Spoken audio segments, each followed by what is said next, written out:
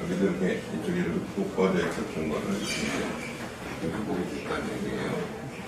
지금 이 각과치에는 흰색이고 여기 빨간색이라 잘 구분이 안 될 수 있지만, 그래서 저 환자가 나로서는 와, 이게 도대체 뼈가 이렇게까지 될 수 있구나, 내가 뼈를 만드는. 그런데 어떤 계기가 된 환자분 같은 거예요. 그러니까 지난번에도 한번 얘기를 했지만, 우리가 예를 들어서 이렇게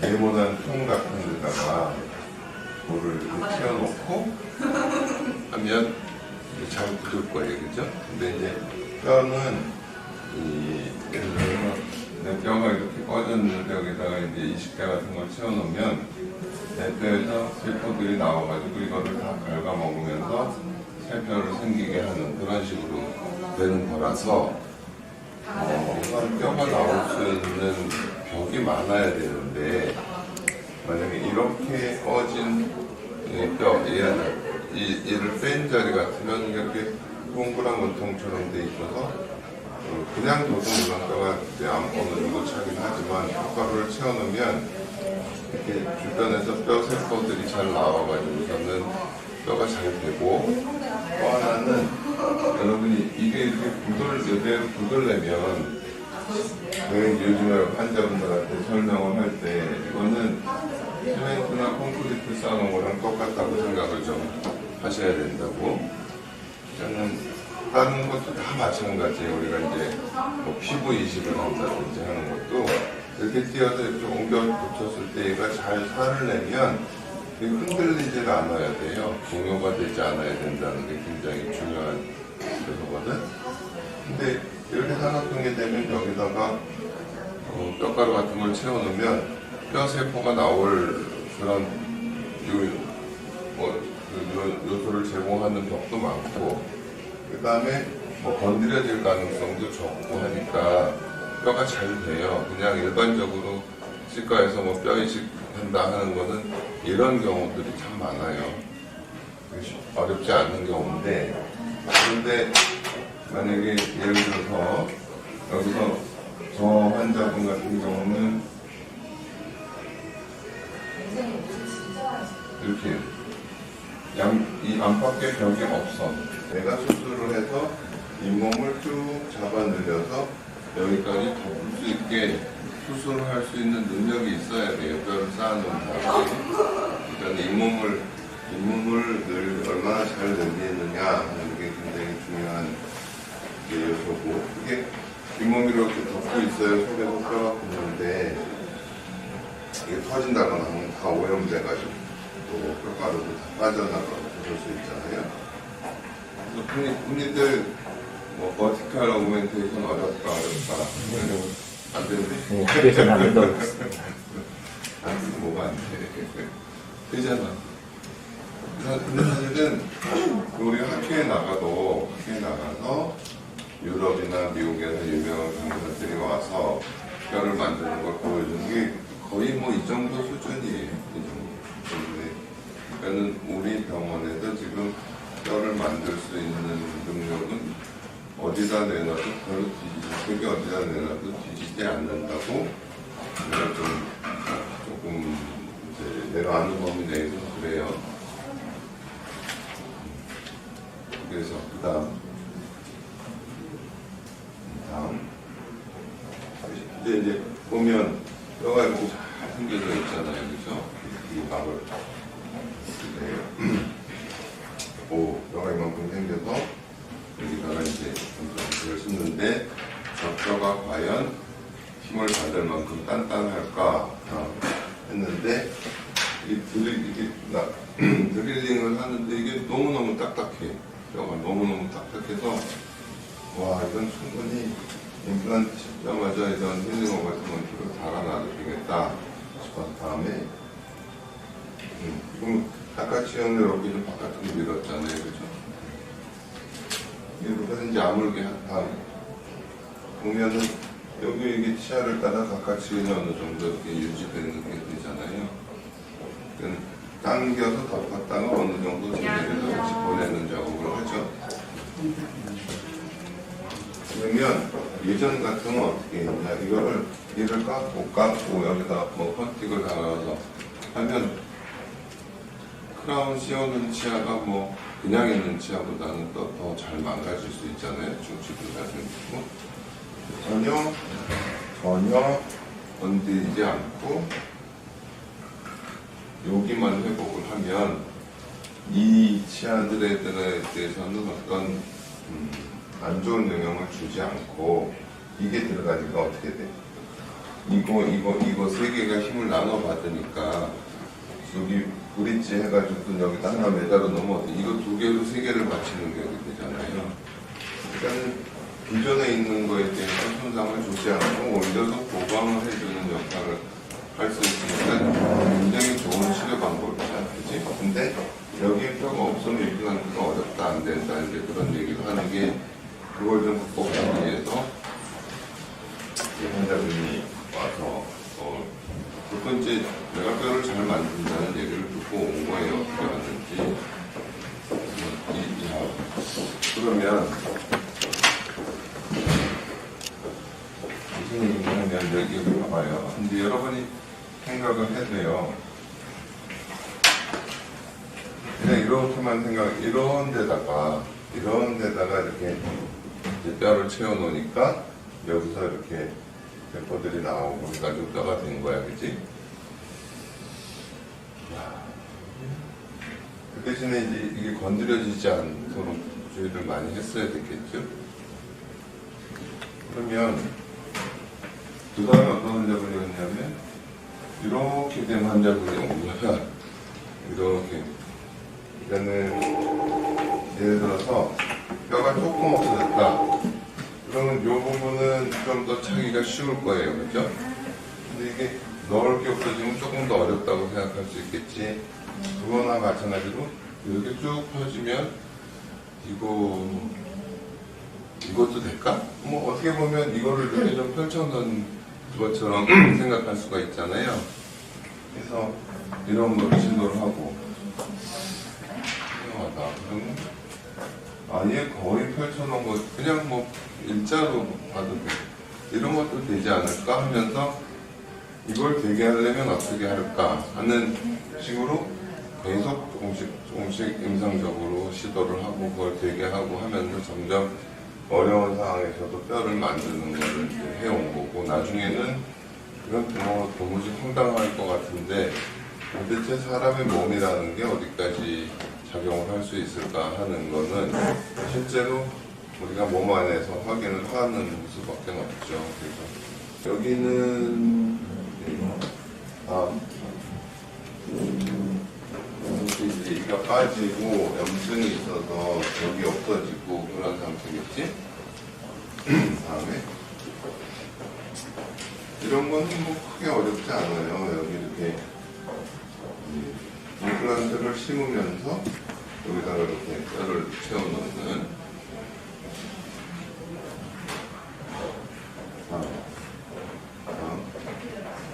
이렇게 하면 이제 좀 뭐 구멍이 날 수 있지만, 우리가 ITI 임플란트 같은 경우는 임플란트를 심을 때 우리가 보통은 뼈에다 묻어놓고 잇몸을 덮어놓고 이렇게 뼈가 굳은 다음에 다시 2차 손질을 해서 그런 구멍을 가는데, ITI 임플란트라는 거는 그냥 처음부터 이렇게 심어놓으라고 얘기를 하는 게 있어요. 그러니까 이 정도 돼도 큰 문제는 없어요. 그 다음에 또 이제 환자분들이 간혹 이 정도가 돼서 이거를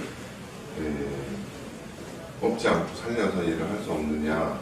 물론 여기다가 근간 치료를 하고 여기다 이렇게 기둥을 세우고 여기다가 포화를 만들어서 씌울 수는 있지만 힘을 못 받아요. 그러니까는 무슨 얘기냐면 치아가 이렇게 있고 여기 이렇게 있는데 이게 막 썩었어요. 다 망가졌다 하더라도 예를 들어서 여기다가 기둥을 뭐 이렇게 세워서 그 다음에 이를 이렇게 깎아서 이를 씌우지만 이 치아가 힘을 받으려면 이 썩지 않고 남아있는 이 체질이 잇몸 위에서 한 2mm까지는 남아있어야 힘을 받을 수가 있어요. 저기다가 기둥 받고 이 만들어봐야 금방 또 부러져요. 실제로 이제 어떤 이제 좀 연세 드신 분이 아니 그냥 좀 나는 조금이라도 내 치아를 더 쓰고 싶다 해가지고 해드렸더니 이제 뭐 한 2, 3년 있다가 아니 그때 그냥 임플란트 할 걸 그랬다 이렇게 말씀하시죠. 다음에 이제 아까 얘기한 그거예요. 아까 상태보다 아까 상태는 이렇게 있었지만 이게 이렇게 벌어진 거죠. 이렇게 있죠. 그러면은 요것도 되니까 요것도 되나? 그렇게 시도를 한 거지. 여기서부터까지 이렇게 왼손에 접는다고 생각을 하고 그렇게 생각해 볼 수 있잖아. 아, 이 정도는 못해. 그렇게 생각하는 거는 그냥 좀 선입견이고 선입관이고 실제로 해봐야 알아요.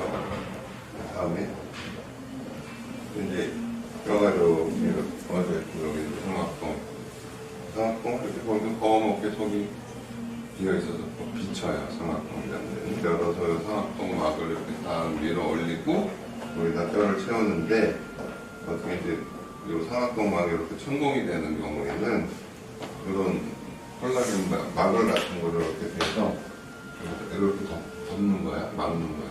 막는 거를 하고 거기다가 몸 밑에다가 뼈를 채워.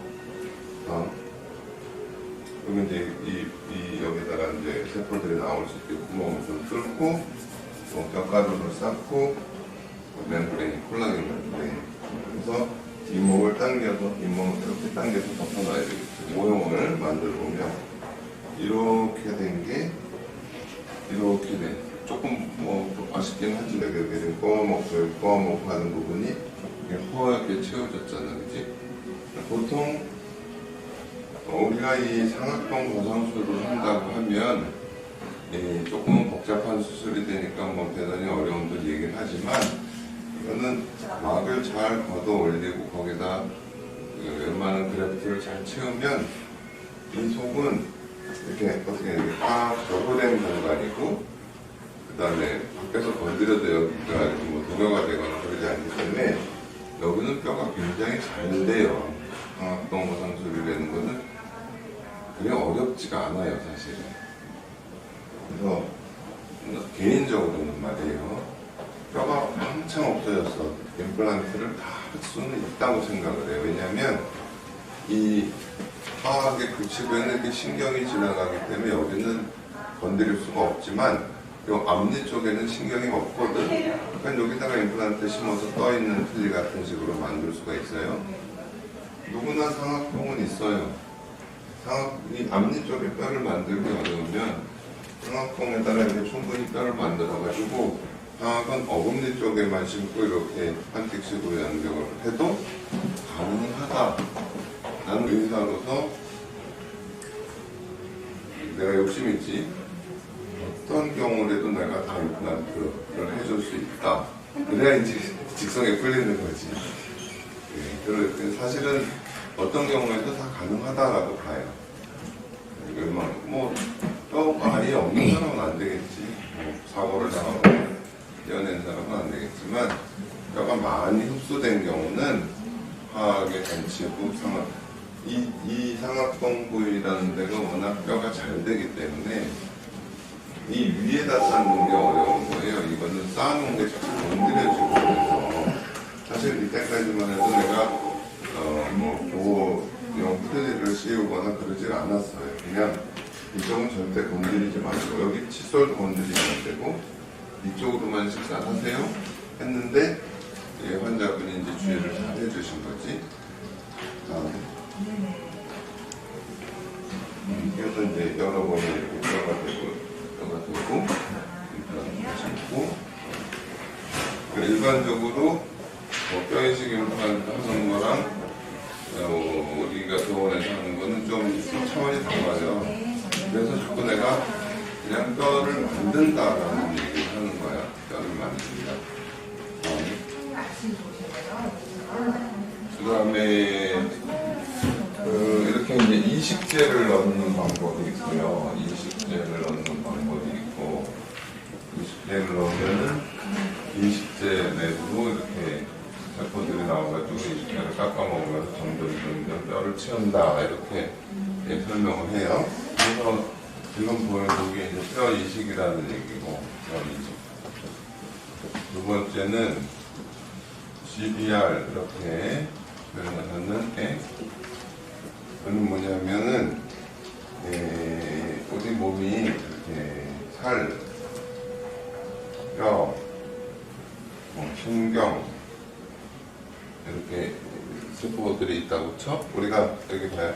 이게 다치면 살점이 떨어져 나갔다 그러면 시간이 지나면서 이렇게 치유가 되잖아요. 치유가 된다는 건 뭐야? 떨어져 나갔는데 주변에서 세포들이 나와가지고 다시 재생하는 거예요, 그죠? 근데 이렇게 이거가 뭐 한 6주? 이건 한 6개월? 이거는 뭐 한 6년 걸리려나? 그러니까 이게 기능이 좀 고급 신경조직 같이 기능이 많은 조직들은 재생이 훨씬 어려워요. 신경은. 그래서 예를 들어가지고 뼈가 이렇게 있잖아요. 이렇게 꺼졌다고 쳐요. 이렇게 꺼지면 그냥 두면 살이 훅 차고 들어오는 거야. 이렇게 들어와서 뼈는 이만큼 조금 채워지다가 마는 정도가 돼요. 그래서 이렇게 안 하고 여기다가 그냥 이식되고 뭐고 안 넣고 이렇게 어떤 텐트를 쳐놓듯이 이렇게 딱 해놓으면 살이 못 자라 들어오는 사이에 천천히 이제 뼈가 채워진다. 그러니까 다른 조직이 들어오지 못하게 이렇게 막을 서서 하는 거를 이제 골유도 재생, 엄밀한 의미의 골유도 재생술은 그런 거예요. 그거를 시도하는 이제 내가 여러 가지 뭐 시도를 하고, 골 이식제도 이런 거 저런 거 써보고, 뭐 차폐막도 이런 거 저런 거 써보고 해서 성공된 거를 가지고 2005년도에 이제 발표를 했던 기본적인 뼈를 만드는 방법이 몇 가지가 있을 수 있다라는 걸 얘기를 했던 건데, 아까 여러분이 보신 그냥 우리가 골 이식에다가 물론 거기다 이제 멤브레인을 덮었지만 이렇게까지 되는구나.